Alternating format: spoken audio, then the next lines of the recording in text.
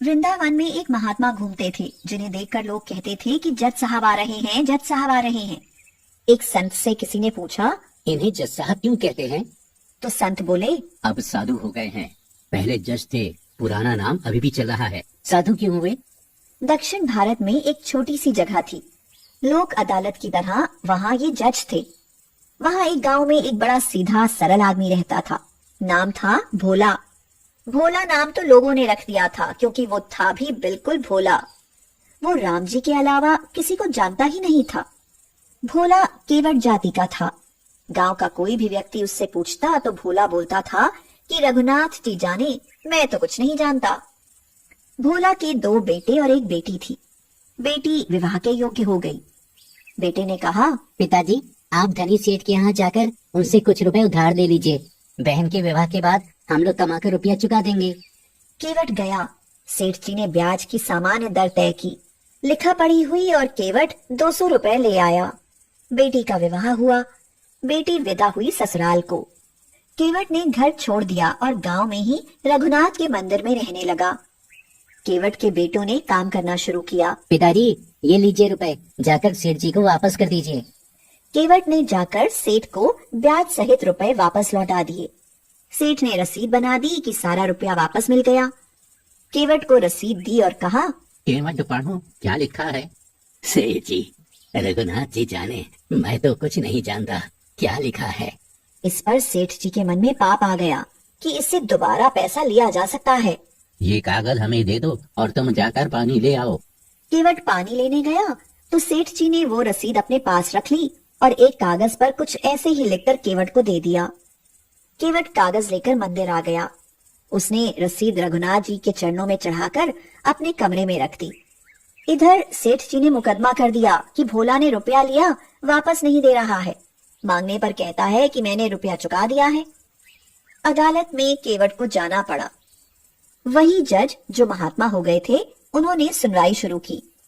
जज ने पूछा, तुमने सेठ से रुपया लिया था? तो केवट ने कहा, हाँ। चुका दिया? हाँ। इसका प्रमाण?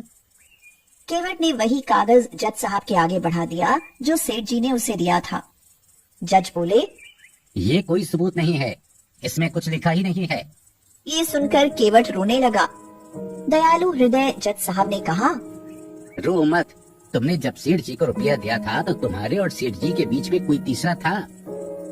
केवट की जो आदत थी, स्वभाव था, उसी भाव से बोला, सत्य कहता हूँ जज साहब, मैंने जब सेठ जी को रुपया दिया था तो मेरे और सेठ के बीच में रघुनाथ जी के अलावा और कोई नहीं था। ठीक है, तुम जाओ, अगली तारीख पर आना। जज साहब ने सोचा कि रघुनाथ कोई केवट के गांव का रहने वाला आदमी होगा।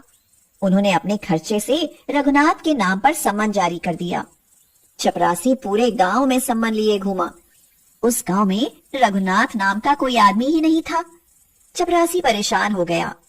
इसी दौरान एक व्यक्ति ने कहा कि गांव में रघुनाथ नाम का कोई नहीं है, लेकिन रघुनाथ जी का एक मंदिर जरूर है। तो चपरासी बोला, वही बताओ।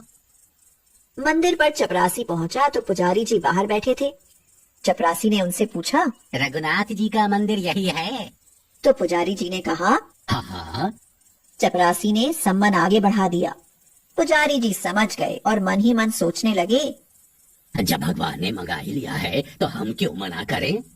पुजारी ने हस्ताक्षर कर दिए। चपरासी समझा यही रघुनाथ जी होंगे।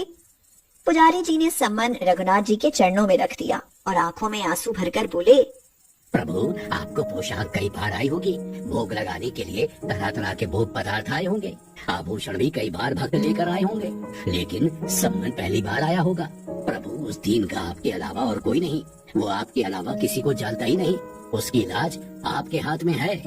पुजारी जी ने केवट से कहा, तुमने क्यों लिखा दिया रघुनाथ जी का नाम? तो केवट बोला, कोई झूठ लिखा दिया है, हमारे रघुनाथ जी सदा हमारे साथ हैं। पुजारी तारीख के एक दिन पहले ही केवट से बोले, तुम आज ही जाओ ताकि समय से पहुंच जाओ, रघुनाथ जी की तो रघुनाथ जी ही जाने। केवट रघुनाथ जी के चरणों प्रणाम करके चला गया। दूसरे दिन पुजारी जी सुबह जल्दी जगे, भगवान की आरती पूजा की, भोग लगाया।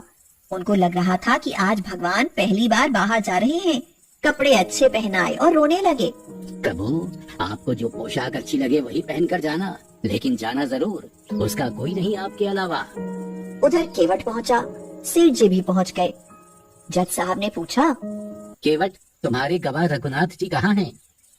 तो केवट ने कहा, साहब, यहीं कहीं होंगे, वो तो सब जगह रहते हैं। जज साहब फिर केवट की बात समझ नहीं पाए। चपरासी बोला, रघुनाथ हाजिर हो, रघुनाथ हाजिर हो, रघुनाथ हाजिर हो। 3 बार चपरासी ने ऐसे जो आवाज लगाई तो उसने देखा कि एक बूढ़ा आदमी हाथ में लकड़ी पकड़े, कमर झुकी हुई, हाथ से इशारा किया। साहब के सामने आज रघुनाथ जी गवाह बनाए थे। सेठ जी देखकर चौंक गए कि ये कौन आ गया। जज साहब ने पूछा, आप थे वहाँ? तो रघुनाथ जी ने कहा, हाँ, केवट ने रुपया दिया है। इसका प्रमाण?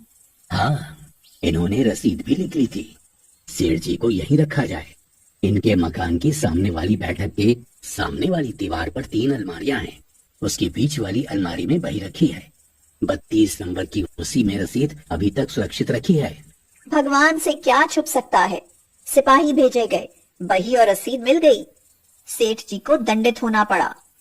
केवट बाइज्जत बरी हुआ। रघुनाथ जी चले गए।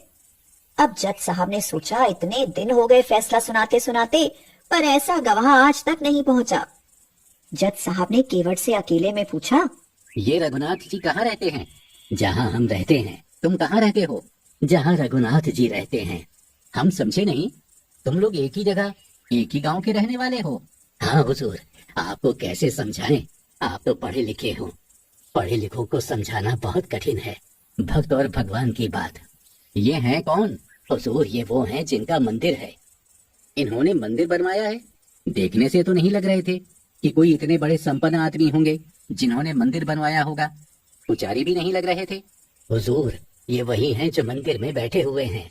अब तो जज साहब ने चपरासी को बुलाया।